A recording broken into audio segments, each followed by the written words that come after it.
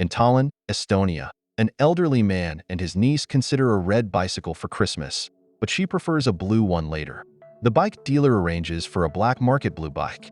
Meanwhile, in Denmark, thieves take Mathilde's blue bicycle. Marcus, in Afghanistan, learns about the theft and his prolonged stay. Emma and Mathilde head to the station. Otto and Leonard lose their jobs after presenting an algorithm at work. Otto encounters a tattooed man on a train. Later, the train crashes, injuring Otto and killing Marcus's wife. Otto sees Mathilde distraught at the hospital. Marcus returns home after his service ends. Otto learns about the crash's cause, involving a former bike gang member tied to a criminal case. Marcus returns from Afghanistan and visits Mathilde at the hospital to offer comfort. Otto meets with authorities to discuss the train crash, suggesting it might not have been an accident given the circumstances of Eagle and his lawyer's deaths. However, the officials don't find the man on the train relevant. At home, Mathilde and Marcus struggle with the tragedy, straining their relationship. Otto shares his theory with Leonard about the crash not being accidental, proposing to hack into Fitness World server to gather evidence on Eagle's routine. They suspect that Kurt, the gang leader, targeted Eagle on the train based on his habits. Leonard agrees to assist. Marcus and Mathilde attend Emma's funeral, and later, Mathilde questions whether her mother's death was coincidental. Marcus tries to console her amidst his own sorrow. Otto and Leonard visit Marcus to reveal that the train accident was likely a planned murder to silence a key witness against the Riders of Justice gang leader.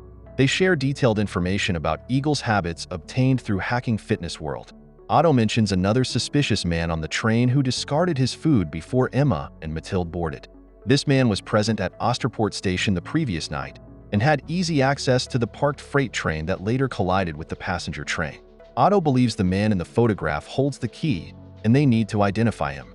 Before leaving, Otto and Leonard plan to approach Ulfa Mintler, an expert in facial recognition software. Marcus joins Mathilde at the hospital, where they are offered therapy for their grief. Mathilde thinks it's a good idea, but Marcus declines. Later, Marcus gets angry when Mathilde arrives home late and doesn't answer his calls. He yells at her to go inside, and her boyfriend defends her. Marcus punches him, causing Mathilde to call him insane. Her boyfriend leaves on his motorcycle, and Marcus apologizes to Mathilde outside her locked bedroom door. Mathilde is documenting the events of the train crash, questioning if it was a coincidence. The next day, Otto and Leonard visit a Mintler, seeking help with a murder case. The Mintler uses facial recognition software to identify the man who left the train before the accident. He's an Egyptian from Cairo, the only match above the 99.12% threshold. Otto asks to lower the threshold to 95% and search for matches in Denmark. The top match is Paul Olesen, whom Otto recognizes from the train. Meanwhile, Mathilde remains upset with Marcus for punching her boyfriend. Marcus tries to reconcile by suggesting Mathilde invite Sirius for dinner. Otto, Leonard, and Mintler inform Marcus that Paul Olesen is Kurt Tandem, Olesen's brother, specialized in electrical engineering related to trains. The tattooed man on the train, who was also killed in the crash, was going to testify against him. The group visits Pal's house to question him about the accident. Pal threatens them with a gun. They start to leave, but Marcus turns back and ends up killing Pal in the struggle. Leonard calls a Mintler for help in disposing of the evidence, while Marcus and Otto wait in the car. Leonard finds cleaning supplies and encounters a Ukrainian man named Bodashka, but he leaves him unattended. They drive Marcus home, where he apologizes to Mathilde's boyfriend, Sirius. Mathilde and Sirius encourage Marcus to see a crisis psychologist, but he refuses. Marcus learns from the news that Kurt Olesen was acquitted due to the Eagle's death. He appears celebratory despite his brother's murder. Marcus gathers Otto, Leonard, and a Mintler in the barn. Marcus instructs them to gather all possible information about the Riders of Justice as he plans to seek revenge for his wife's death. Otto agrees to gather information but refuses to kill anyone. Mathilde sees Marcus and the men leaving the barn together and recognizes Otto from the train. She questions her father about the group, and Leonard falsely claims they are a therapy group helping him cope with trauma. Leonard offers to be Mathilde's therapist, citing his extensive experience with psychologists. Meanwhile, the Riders torture Bodashka for information. Bodashka recalls seeing a well-dressed man calling out to someone named Mintler. Back at Marcus' barn, Mintler struggles to set up the computers, frustrated with their poor resolution and processing power. He insists they retrieve his servers and monitors from his apartment immediately. As they head to Aminthaler's apartment, Leonard discusses Marcus's need for trauma counseling, which angers Marcus. Upon arrival, the riders ambush them, and Marcus confronts the attackers, disarming and neutralizing them. Leonard persuades Marcus not to harm Bodashka, ensuring his safety and removing his restraints. They all return to Marcus's house to hide from the remaining riders of justice who are searching for them. Aminthaler mentions he can utilize Leonard's computers despite their limited capability. The group requests weapons training to prepare for their mission. Marcus instructs Aminthaler to set up the equipment, promising to conduct the training afterward. Mathilde creates a timeline on her bedroom wall detailing events related to her mother's death, starting from the day her bike was stolen at the train station. The next morning, Bodashka, now seemingly part of the family, gives Mathilde his gold chain, compliments her appearance, and wishes her a good day at school.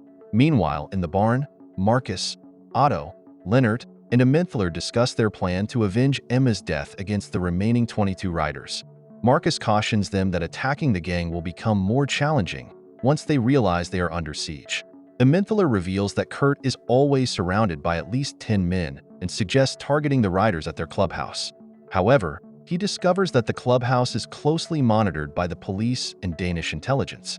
Marcus then takes the group into the woods to start their weapons training. He is impressed by Aminthaler's proficiency in assembling weapons and asks if he has military experience, but Aminthaler admits he just enjoys putting things together. Later that day, Aminthaler informs the group that Kurt and 12 men will be dining at a restaurant called Antorini at the docks that night. He outlines a strategy for their plan, and Marcus agrees to join him. Aminthaler goes inside the house to inform Leonard, Otto, Mathilde, Sirius, and Bodashka, who are having dinner, that they need to leave immediately. He explains that Marcus will brief them in the car on the way. While heading to the restaurant, Otto keeps asking Marcus about his interactions with Mathilde. Marcus warns him to be quiet, but when Otto persists, Marcus hits him and leaves him on the roadside. As they depart, Leonard reveals to Marcus that Otto's daughter died in a car crash in 2002, resulting in permanent arm damage for Otto. Upon reaching the restaurant, they spot Kurt greeting 3 gang members. Marcus instructs Aminthaler to prepare and tells Leonard to stay in the car. More people show up, including unexpected biker girls, whom they observe from their car as the girls move away and Kurt drives off. Marcus and Aminthaler then dash down the road alongside parked cars, with Marcus firing at some gang members and successfully taking them down. Aminthaler apologizes for falling behind and being unable to kill a man lying in front of him. As Otto wakes up and heads back home, Marcus notices him and offers him a ride back. The next day, Otto talks to Mathilde in her room, where he sees a timeline of events leading to her mother's death in a train accident. Otto advises her that it might never make sense to her, and reflecting on it further would just be a waste of time. Meanwhile, at the barn, Bodashka informs Leonard that Pal wasn't on the crashed train but was in Germany at that time, returning the following Monday.